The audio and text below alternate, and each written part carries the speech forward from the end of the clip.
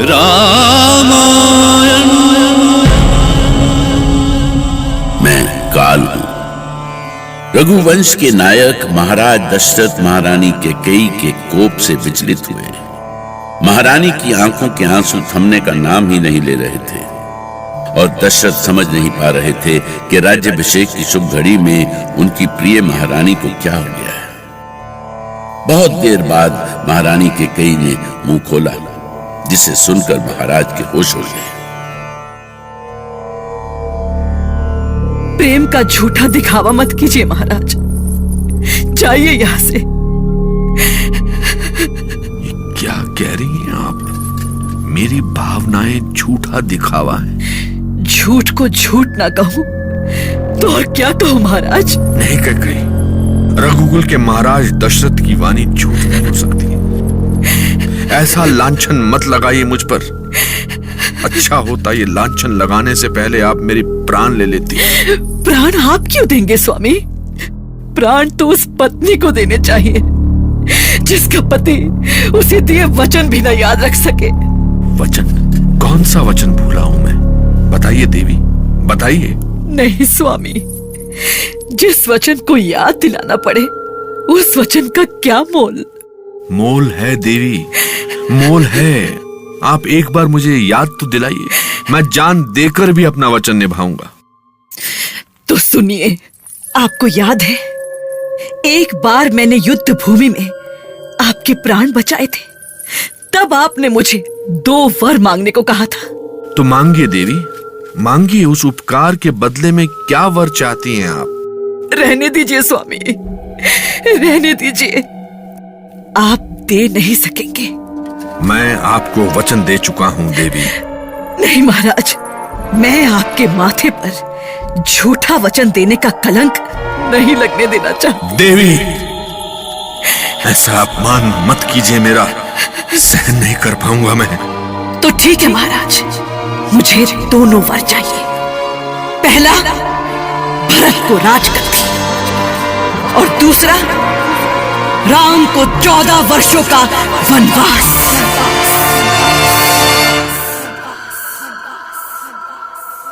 यह आपने क्या मांग लिया देवी? राम को वनवास देकर कैसे जी सकेगा ये दशरथ? इससे तो तुम मेरे प्राण ही मांग लेती। महाराज, महाराज जी, ये क्या हो गया आपको? कोई है? अरे कोई है? महाराज! कैकेयी, क्या हुआ कैकेयी? महाराज को क्या हुआ? महाराज, आपको क्या हो गया महाराज? आप कुछ बोलते क्यों नहीं? कुछ बोलिए ना, ईश्वर के लिए कुछ बोलिए। अरे अरे, कोई वैद्य को बुलाए, महाराज अचेत हो गए हैं। सुमित्रा, सुमित्रा, जल्दी किसी को भेजो। कैकेयी, कैकेयी, तुम चुप क्यों हो? क्या हुआ महाराज को? तुम कुछ बोलती क्यों नहीं? कैसे हुआ ये सब? मुझसे कुछ मत पूछिए दीदी।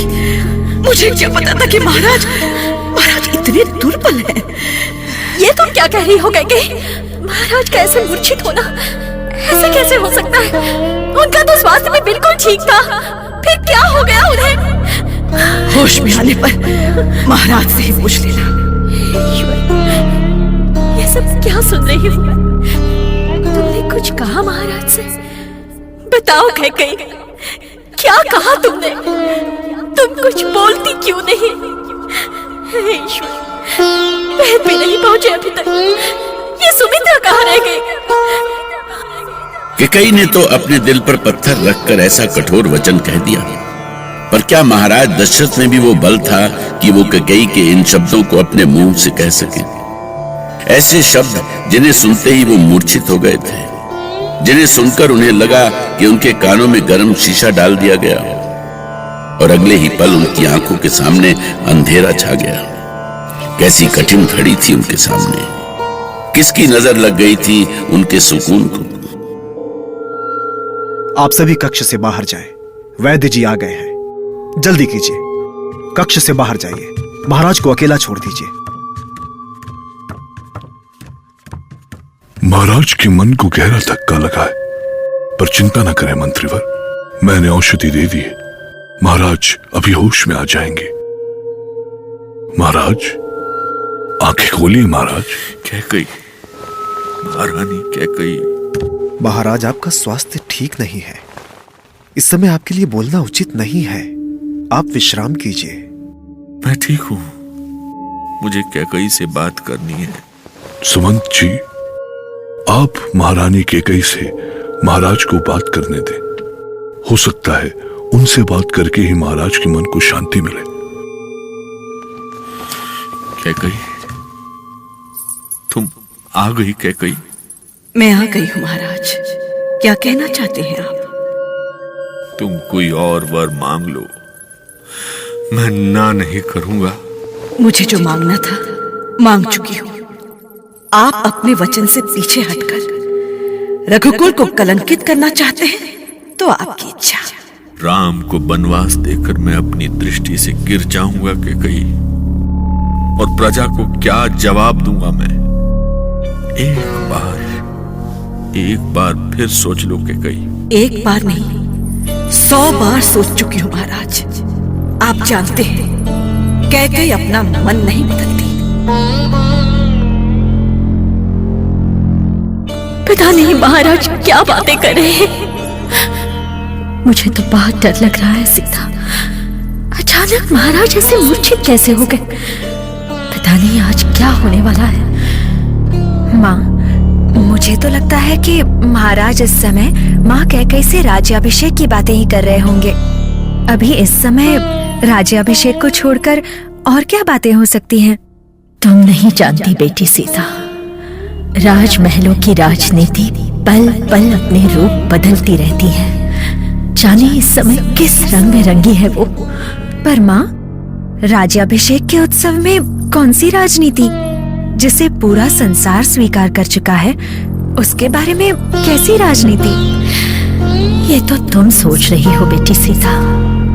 पता नहीं और लोग क्या सोचते हैं, क्या है उनके मन में। मैं तो सचमुच नहीं समझ पा रही माँ।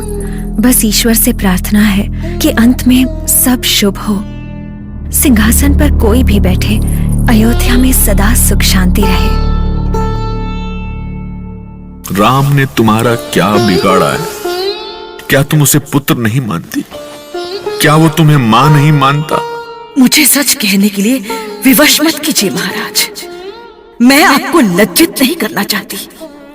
जो आवरण पड़ा है उसे पड़ा रहने दीजिए। कैसा आवरण? ये किस आवरण की बात कर रही हो तुम?